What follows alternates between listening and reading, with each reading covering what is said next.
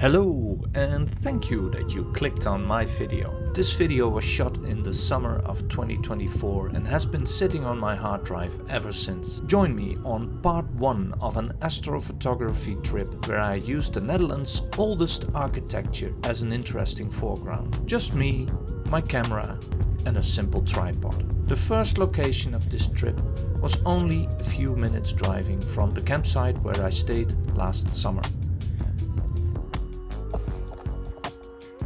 Hello. As you might see, I'm not at home. We are actually in the northern part of Holland where they have Dolmen. This is Dolmen D21. And if my calculations and preparations are correct, then we'll see the sunset just above those stones, and yeah, that's what I'm going to try and image.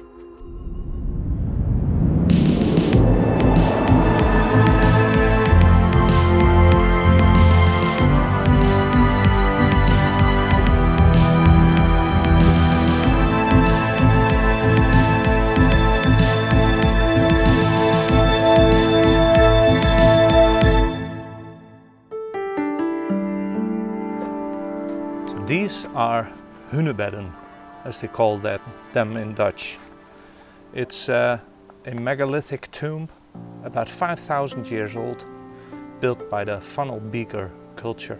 They buried their dead underneath these hunebeds.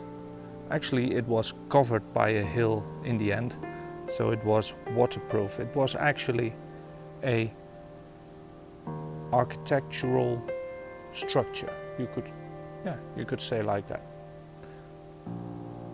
But for today, these are very nice foreground subjects for our astrophotography. This one is not so much well aligned with the Milky Way, but another one, D24, I think, I'll have to look that up, in the little town of Eekst, is pretty good situated to have the Milky Way arching over top.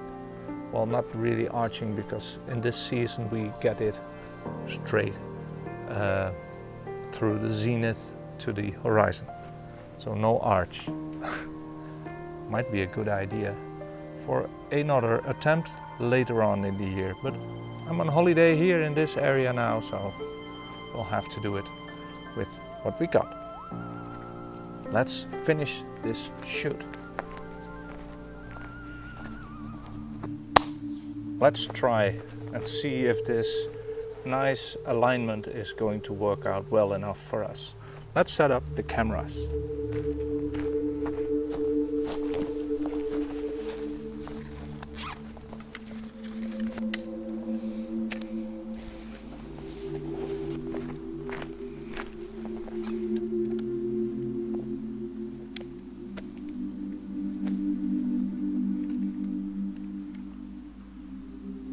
I need to decide, do we take a horizontal image or a vertical image?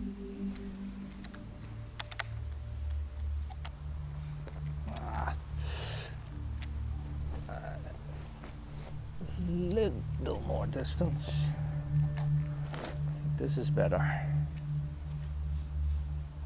Let's get it level again.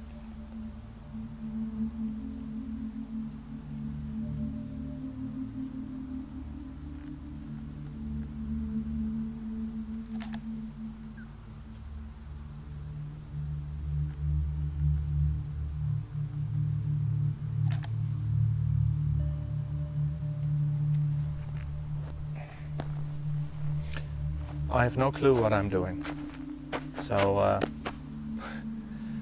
I'm going to try to shoot some bracketed shots, I think it's said like that,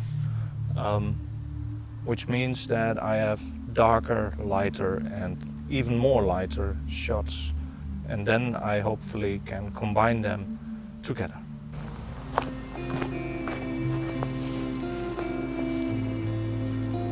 the sun has set now completely behind the hunebed, the dolmen. I guess the cap is no longer needed, but this provides me with a chance to take a longer exposure shot, so I get the tree and the stones detail in the picture as well. So let's see if that works out. I take a 1 second exposure at ISO 100. As you can see, the sun has set. The dolmen, the hunebed is still there. I didn't damage it. And I'm all packed and I need to go to my next location, which is also a dolmen, a hunebed. And this time it's D26, I believe. We are now at D21 and 22 because there are two. If you look over there, there's another one which is very, very small. This one is very elegant. The sign, there's the sign over here. See? My weatherman skills are not good. This sign here, I will put it up in the picture somewhere. It says that this apparently is one of the,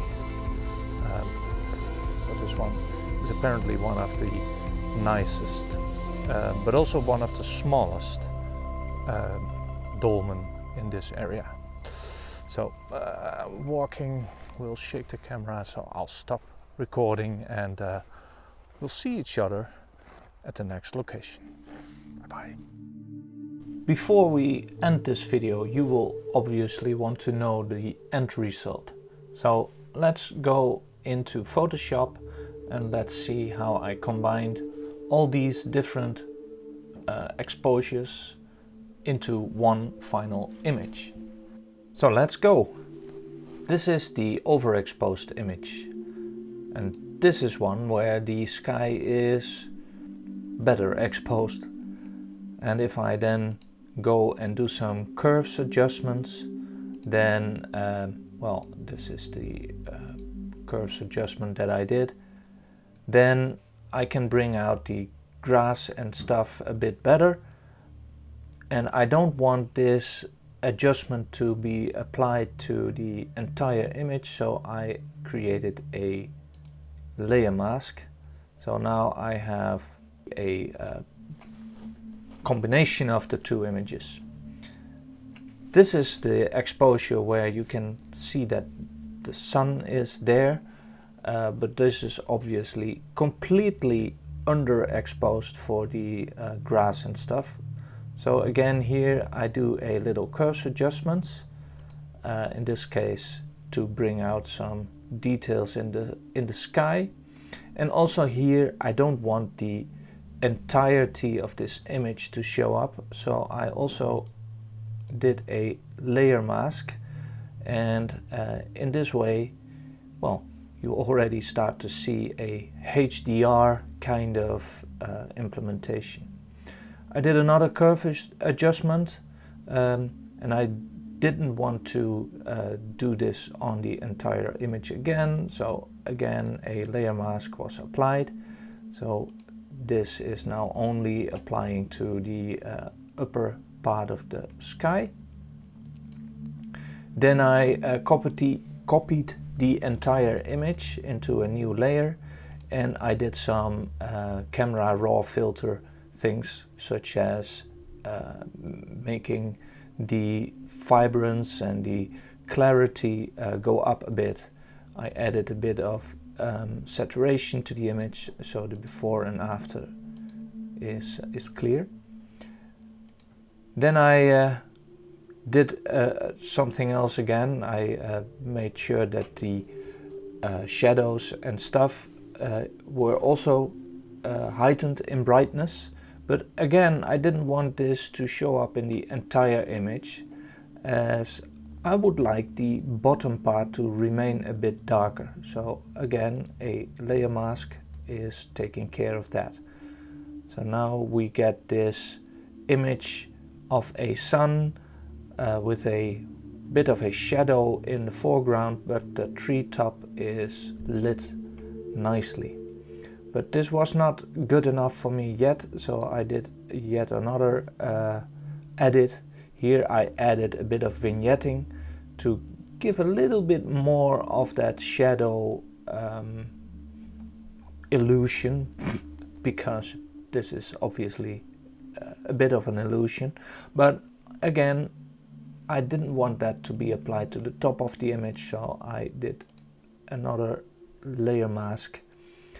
And then I saw these flares, lens flares, and I thought, well, let's get rid of them. So I just used the healing brush and I painted over them, and that led to this result. So in the next video I will take you along to the other dolmen, D14. That video will appear in a few weeks because I still need to edit it, and it will feature the dolmen of the town of Eekst with above it the Milky Way. So see you next time, thanks for watching, and clear skies.